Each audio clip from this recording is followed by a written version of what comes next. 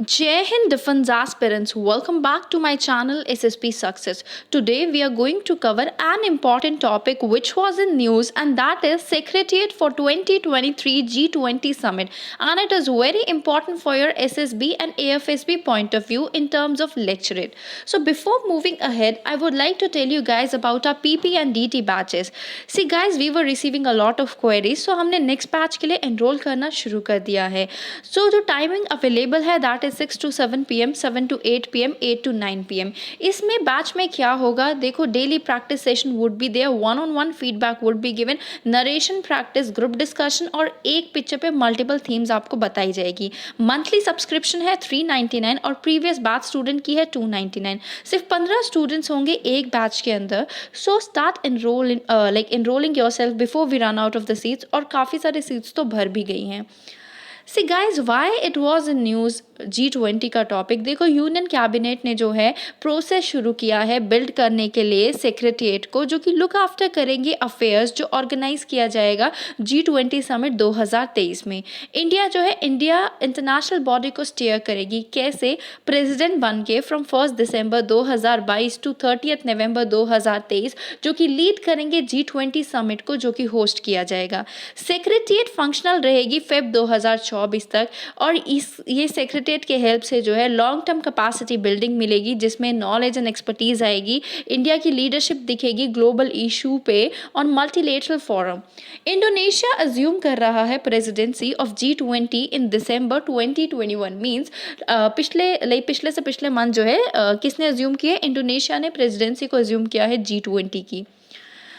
So other than that, अब G20 के बारे में बात कर लेते हैं बेसिकली पूरे डिटेलिंग में. देखो ये एक इनफॉर्मल ग्रुप है 19 कंट्री का और यूरोपियन यूनियन का, जो कि रिप्रेजेंटेटिव है international monetary fund and world bank का.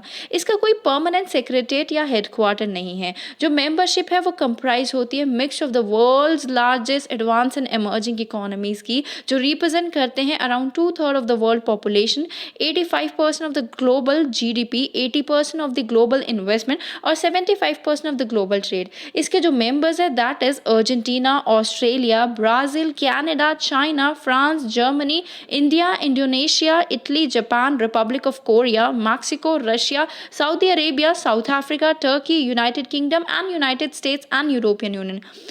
जो G20 की कंट्रीज़ हैं वो रिप्रेजेंट की जाती हैं by sherpa, plans, guides, implements, किसके बिहाफ पे, on the behalf of their leaders of the respective country.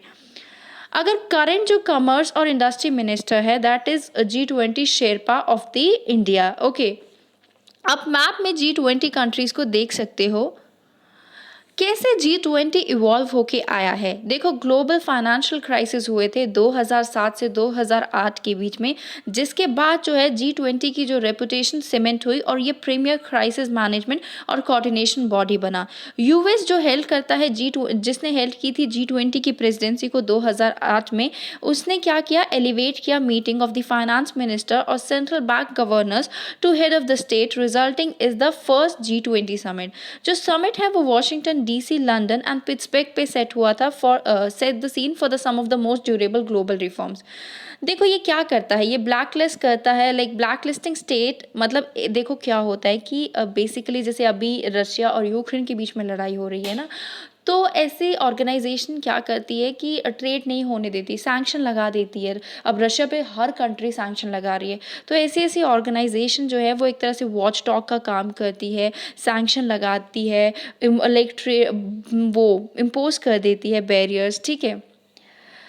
Other than that if we talk about the time of कोविड-19, तो जब कोविड-19 स्ट्रक हुआ था तो G20 ने जो है अपने ओरिजिनल मिशन और G20 का फोकस लूज हो गया था. तो G20 ने री इन्वेंट किया खुद को, अपने एजेंडाज को वाइडन अप करके, जिसमें हमने जिसमें इन्होंने इश्यूज़ को इंक्लूड किया, जैसे climate change, job and social security issue, inequality, agriculture, migration, corruption, terror financing, drug trafficking, food security, nutrition, disruptive technology और meeting of sustainable development goals, ये सब एजेंडास को भी ऐड ऑन किया।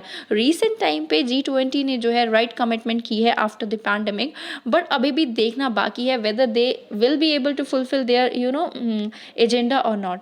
जो रियाद समिट हुआ था अक्टूबर 2020 में, उन्होंने प्रायोरिटाइज की थी 4 चीज़ों को। एक तो पैंडमिक को फाइट बैक करना, दूसरा सेफगार्ड करना ग्लोबल इकोनॉमी को, तीसरा एड्रेस करना इंटरनेशनल ट्रेड डिसरप्शन, चौथा एनहांसिंग ग्लोबल कोऑपरेशन। जो इटालियन प्रेसिडेंसी थी 2021 की, उन्होंने फोकस किया 3 ब्रॉड और इंटरकनेक्टेड पिलर ऑफ एक्शन पे, पीपल, प्लैनेट, प्रोस्पैरिटी। और वो किया कि वो जो है मतलब एक तरह से प्रॉमिस किया कि they will be leading in ensuring a swift international response to the pandemic. काफ़ी सारी डेथ्स हुई पैंडमिक के टाइम पे, बट G20 मेंबर्स ने रिफ्यूज़ किया to give the legal backing so that जो है वैक्सीन को मैन्युफैक्चर किया जा सके डेवलपिंग कंट्रीज़ में। इंडिया का क्या पोटेंशियल है फॉर G20 प्रेसिडेंसी? देखो, founding member of G20 India ने जो है इस प्लेटफॉर्म को यूज़ किया है to raise the issues of vital importance और जो इम्पैक्ट करते हैं most of the vulnerable section of the society around the world.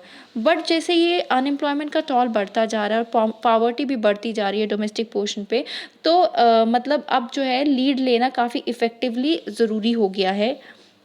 India ने एक स्ट्रॉन्ग एग्जाम्पल सेट किया है as the only country among G20 nations जो कि ट्रैक पे है टुवर्ड्स मीटिंग जो कि उन्होंने प्रॉमिस किया था 2015 पेरिस एग्रीमेंट में। किस चीज़ के लिए कि 2 डिग्री सेल्सियस की कंपैटिबल कंट्री बनने का, और जो है इंडिया उस तरफ बढ़ती चली जा रही है। करेंटली इंडिया की जो लीडरशिप रोल है वो डिलिनिएट कर रहा है success of India France led international solar alliance, जो कि ग्लोबली वेल एक्लेम्ड एक टर्निंग पॉइंट है इंटरवेंशन का।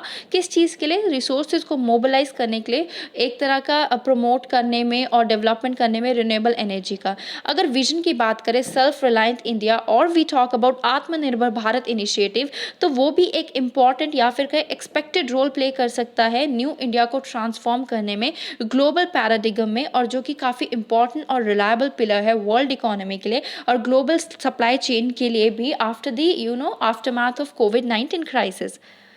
अदर देन दैट इंडिया जो है एंड्योर करेगा या फिर एस्टैब्लिश करेगा collision for disaster resilient infrastructure, जो कंप्राइज करेगा 9 of the G20 nation among others, जो प्रोवाइड करते हैं नए डायमेंशन ऑफ लीडरशिप को ग्लोबल ग्रोथ प्रोसेस में। अगर हम वे फॉरवर्ड की बात करें तो G20 को लीडर्स की ज़रूरत है जो कि इम्पैकेबल ग्लोबल क्रेडिडेंशियल प्रोवाइड कर सके, और इंडिया जब एज्यूम करेगा प्रेसिडेंसी को 2022 में, तो अपॉर्चुनिटी होगी वर्ल्ड के पास टू रिस्टोर मतलब इंडिया के पास अपॉर्चुनिटी होगी कि वर्ल्ड का फेथ मल्टीलेटरलिज्म में रिस्टोर करने में इंडिया हेल्प कर पाए। जो इमर्जिंग इकोनॉमीज है अलॉन्ग विद US, वो जो है इक्विटेबल वैक्सीन रोल आउट बना के और पेटेंट वेवर मतलब करके नंबर 1 प्रायोरिटी है जो कि G20 की कर सकते हैं। G20 जो है स्ट्रेंथन कर सकती है अपने पार्टनरशिप को विद इंटरनेशनल ऑर्गेनाइजेशन जैसे IMF, OECD, WHO, world bank, WTO, और उनको जो है मतलब उनके हेल्प से मॉनिटर कर सकती है प्रोग्रेस, जो भी काम इनके जो भी फोकस है इनका।